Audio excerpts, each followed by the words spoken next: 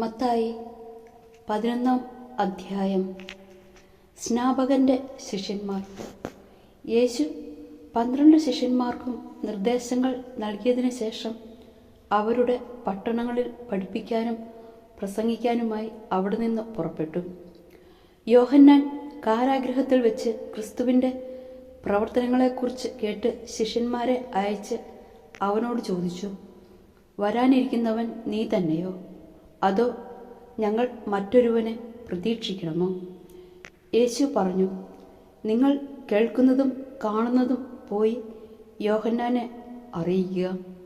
അന്ധന്മാർ കാഴ്ച പ്രാപിക്കുന്നു, മുടന്തന്മാർ നടക്കുന്നു, കുഷ്ഠരോഗികൾ ശുദ്ധരാക്കപ്പെടുന്നു, ബധിരർ കേൾക്കുന്നു, മരിച്ചവർ ഉയർപ്പിക്കപ്പെടുന്നു, ദരിദ്രരോട് സുവിശേഷം പ്രസംഗിക്കപ്പെടുന്നു.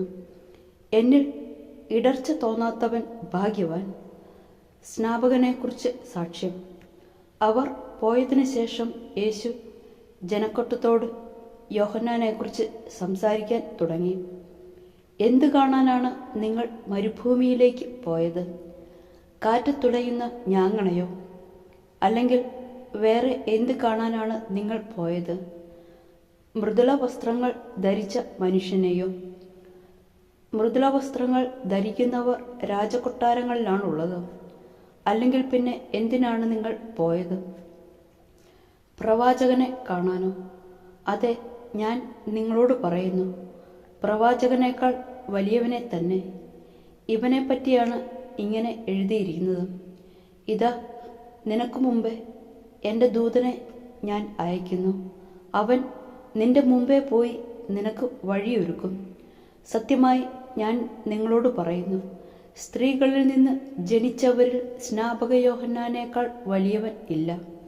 എങ്കിലും സ്വർഗരാജ്യത്തിലെ ഏറ്റവും ചെറിയവൻ അവനേക്കാൾ വലിയവനാണ്.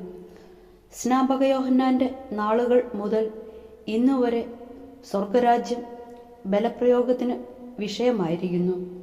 ബലവാന്മാർ അത് പിടിച്ചടക്കും. യോഹന്നാൻ വരെ സകല പ്രവാചകന്മാരും നിയമവും പ്രവചനവും നടത്തി.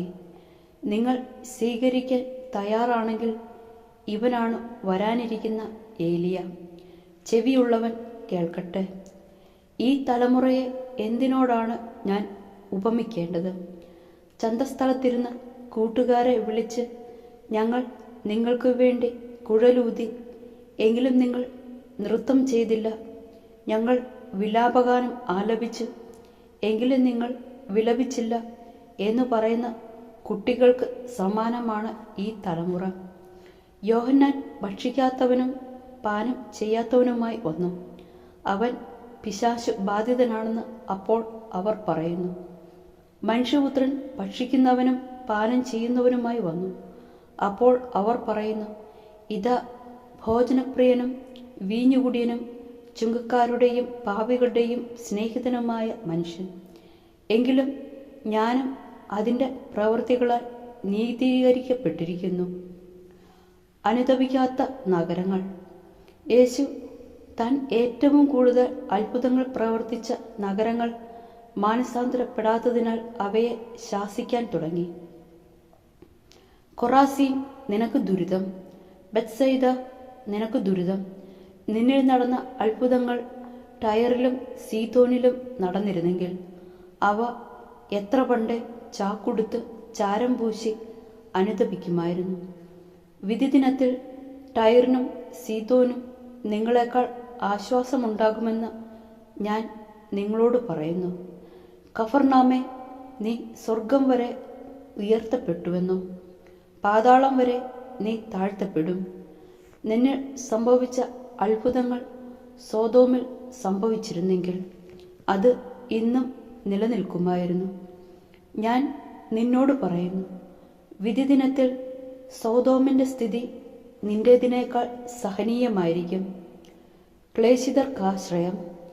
യേശു ഉദ്ഘോഷിച്ചു, സ്വർഗത്തിൻ്റെയും ഭൂമിയുടെയും നാഥനായ പിതാവേ, നീ ഇക്കാര്യങ്ങൾ ബുദ്ധിമാന്മാരിലും വിവേകികളിലും നിന്ന് മറച്ച് ശിശുക്കൾക്ക് വെളിപ്പെടുത്തിയതിനാൽ ഞാൻ നിന്നെ സ്തുതിക്കുന്നു.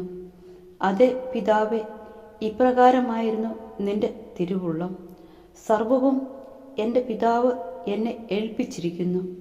പിതാവല്ലാതെ മറ്റാരും പുത്രനെ അറിയുന്നില്ല. പുത്രനും പുത്രൻ ആർക്ക് വെളിപ്പെടുത്തി കൊടുക്കാൻ മനസ്സാകുന്നുവോ അവനുമല്ലാതെ മറ്റാരും പിതാവിനെയും അറിയുന്നില്ല.